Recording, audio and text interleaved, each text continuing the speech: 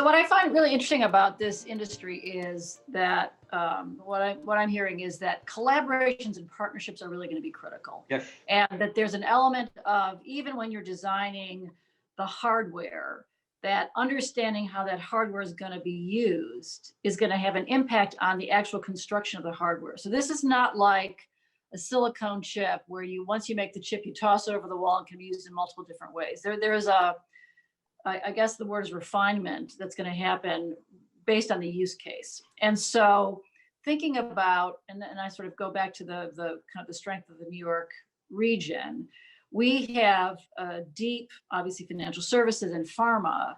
How should those industries think about collaborating with the developers of the quantum computing technology, software, et cetera?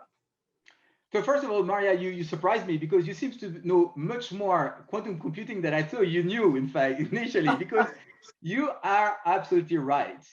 Every quantum computer has a specific architecture. And in fact, I mean, we work with partners like IBM, Rigetti, Fujitsu. They all have their different approach, whether they want to use superconducting approach, whether they want to use trap ion, whether they want to use adiabatic or annealing and everything. Everyone has their different architecture. That means that everyone also have the number of qubits that is supported by, or that they use basically on this architecture. And that means that also all those architectures are really different in terms of what type of problems they can solve. You know, if you look at Gates architecture could solve many different type of problems, while annealer would solve optimization, machine learning, and sampling essentially. But going back to your question is that what companies need to do and what type of partnership they need to have. Number one partnership they need to have is that they need, first of all, to understand the ecosystem around them. And I'm talking about the ecosystem in a wide aspect.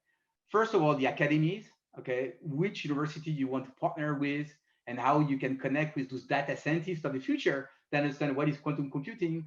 And by the way, quantum computing is leveraging a mathematical theory that's called the graph theory.